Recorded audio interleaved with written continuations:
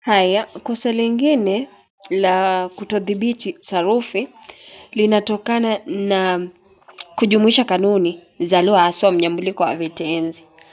Kwa mfano katika kauli ya kutendesha tulisema kuwa unaweza kutumia kiambishi sh, unaweza kutumia kiambishi z, unaweza kutumia kiambishi fya na vya. Kwa mfano kama ni pika itakuwa pikisha, ogopa unaweza kupata ogopesha au ogofya.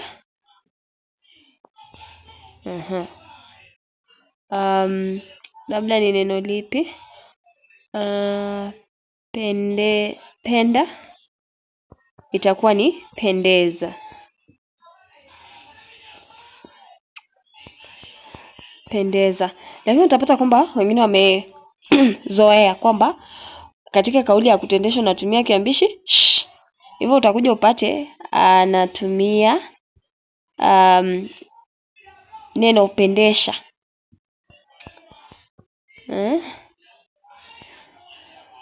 Katika kunyambua kitenzi penda katika kauli ya kutendesha. Pika, pikisha. Cheza, chezesha. Lala, laza. Neno kama lala itakuwa ni laza na wala sio lalisha.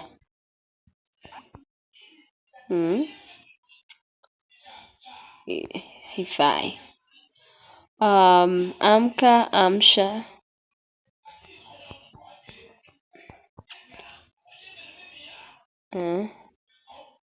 Kitenzi kingine ambacho unaweza kukifikiria ni kipi? Soma, somesha, someza. Mwingine anaweza kusema someza lakini itakuwa haifai. Haifai. Haya, utaweza kukabiliana vipi na makosa ambapo mtu hadhibiti lugha? Mwanzo ni kuzingatia ngeli.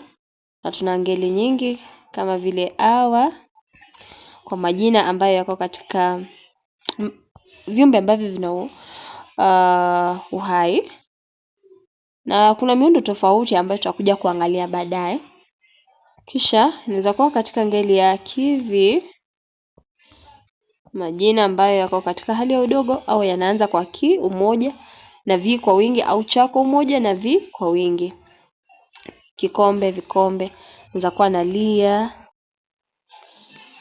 tunali kwa mfano jua,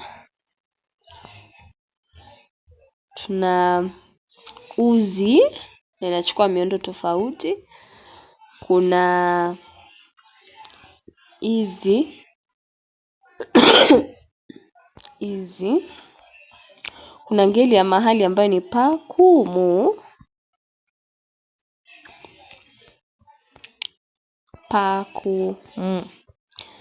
inaweza kuwa na ngeli kama uya,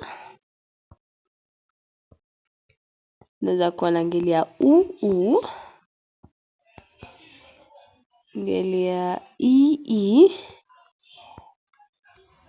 na kadhalika.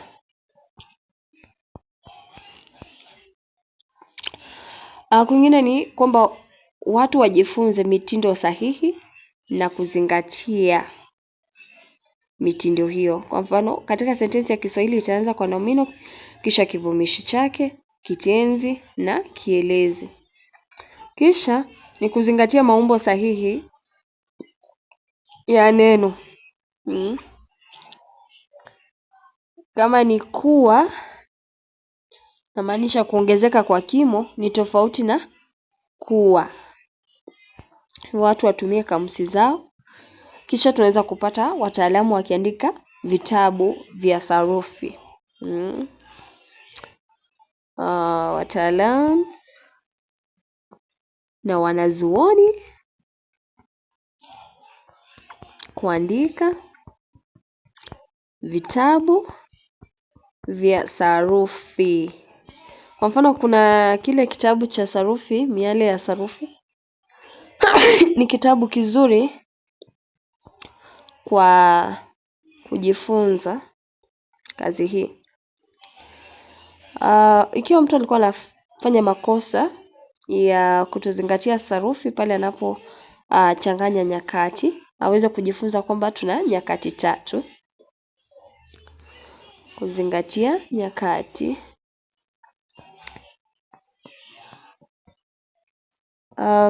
Wakati uliopita tutatumia kiambishi li. Wakati uliopo natumia kiambishi ni, nina, na. Wakati ujao natumia kiambishi ta. Ikiwa utakuwa na kanusha utatumia nge. Haya. Okay. Ikiwa ni hali aweze kujua kuna hali tofauti. Kama hali ya mazoea tunatumia kiambishi hu. Hali isiyodhihirika natumia a. Kwa mfano, leo hii nimepata taarifa kuwa nyanyangu ameweza kuaga, hivyo naweza kusema nyanya aaga. Hapo watoka tumesema ni katika hali gani. Ikiwa ni hali timilifu tutatumia kiambishi may. Hivyo. Kosa lingine ni kosa la kimsamiati, linasababishwa na uhaba wa msamiati au kupachika maneno yasikofaa. Kwa mfano, leo kuna mwanafunzi aliweza kuniandikia, alikuwa anaandika insha kwamba ya methali, baada ya dhiki faraja. Hivyo akaja akawa ananieleza kuwa Mungu ni mchoyo. Eti aliwapa mtoto wakiwa wazee. Anatumai ilikuwa anataka kuleta labda ploti kutokana na tamthilia ya Bembea Maisha kina Sara na Yona. Hivyo anasema Mungu ni mchoyo, aliwapa mtoto wakiwa wazee. Nilishindwa kuelewa, je, ni kuwa haelewi maana ya Mungu au haelewi maana ya kitenzi ni, au hajui maana ya kivumishi mchoyo. Kwa sababu alivyotumia maneno katika muktadha huu unaonyesha kwamba Mungu si mchoyo. Hivyo kupachika maneno yasikofaa inaweza kusababisha makosa ya kimsamiati. Jambo lingine ni kutoelewa maana ya neno kimatumizi au umilisi wa maneno. Nakumbuka siku moja kwa nimeenda Nairobi kushuhudia mahafali ya babangu. Nikasikia watu wakisema binamu zangu Nancy, hello. Namuita pia Magokoro. Akawa basi pale anasema mahali hapa pana bo. Mchezo huu una bo. Mimi niliona ni jina tamu sana. Hivyo niliporudi shule pale Kemera Academy, Kemera Central Academy kwa wale wanaoijua inapatikana katika jimbo la Nyamira. Niliweza kuambia wanafunzi wenzangu, mwalimu ana bo. Lakini mimi nilikuwa namaanisha kwamba mwalimu anafurahisha, lile somo linafurahisha, linavutia, linapendeza. Lakini baadaye ninakuja kugundua kwamba neno bo lilikuwa ni la Kiingereza kwa maana ya boring. Kitu kinaudhi, kinai. Hivyo kuna uwezekano kuwa mtu anafanya makosa ya kimsamiati kwa kutoelewa maana ya neno kimatumizi. Hata pale ambapo nilisema mazingira na mazingara, watu hufanya makosa hayo kwa sababu wanayapachika tu, hawana umilisi wa maneno hayo yanavyotumika. Jambo lingine ni kuchanganya msamiati haswa vitate. Utapata mtu anasema labda Gugu alichakura udongo, badala ya kusema kuku alichakura udongo. ndio iko sahihi. Ni kuku wala sio gugu. Au mtu atafanya vipi kudhibiti makosa ya kimsamiati? Moja, aweze kusoma vitabu vingi ili kukuza umilisi wa msamiati. Aweze kukuza lugha ili pawe na upana wa misamiati.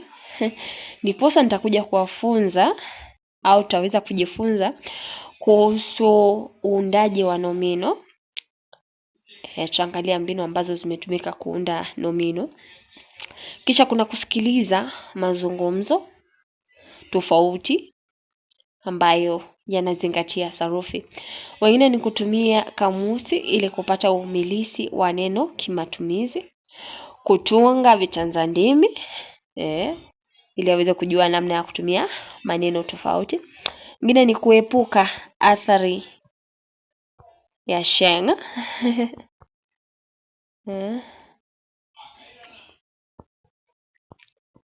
ya sheng na vijiloga vingine. Haya, kosa lingine ni kosa la kimakusudi, na sababu huwa ni labda mtu anataka kuburudisha au kushawishi. Kwa mfano ukiangalia Churchill, kulikuwa na wakati kulikuwa na kina Ticha Wanjiko au mtumishi, walikuwa wanafanya makosa ya matamshi hata ili waweze kuleta burudani kwa sababu walikuwa naiga namna watu kutoka makabila mbalimbali wanavyotamka maneno kwa ajili tu ya kutuburudisha. Wakati mwingine watu huweza kutamka maneno kwa njia fulani ili kujinasibisha na kikundi fulani. Utapata kama ni badala ya kusema rafiki anasema rafiki. Anafanya makosa hayo kimakusudi ili kujinasibisha. Jambo ambalo linaweza kulifanya ili kudhibiti makosa ambayo ni ya kimakusudi ni kudhibiti mzaha na pia kujielewa, kujikubali. Kujikubali. Makosa mengine ni kosa la kuongeza vitamko au maneno kama vile ngako. Kwa mfano katika lahaja ya Kingwana utapata kuna kupachikwa kwa kitamko nga. Niliendanga, nilifikanga, ulishukanga, lakini haifai kuwa hivyo. Watu kutoka jamii labda ya Engoho, Waluya, utapata wanatumia neno kama kamatako, hii kalamu, badala ya kusema kamata hii kalamu au chukua hii kalamu. Kitu ambacho kinaweza kufanya kudhibiti makosa ya kuongeza vitamko ni kuandika vitabu vya kurekebisha makosa hayo. Ni pia kumakinika mtu unapoongea na pia kutofanya makosa hayo tu. Haya, jambo lingine ni makosa ya kimantiki. Makosa ya kimantiki. Kimantiki kumaanisha kwamba logical mistakes. Ukisoma sentences zingine unapata kwamba hupati umantiki. Kwa mfano nikisema nimegongwa na jiwe. Je, jiwe lina uwezo wa kukugonga? Jiwe ni kitu ambacho hakina uhai, hakina uwezo wa kukugonga. Badala yake inafaa kuwa nimejikwaa kwenye jiwe. Hivyo mtu akisema nimegongwa na jiwe, unakuwa na kosa la kimantiki. Na sababu ni kuwa watu hawazingatii muktadha wa neno lilivyotumika. Neno kama mrija kwa maana ya straw linaweza kutumika ambapo linamaanisha kitu kingine, hata labda sehemu ya uume wa mwanadamu.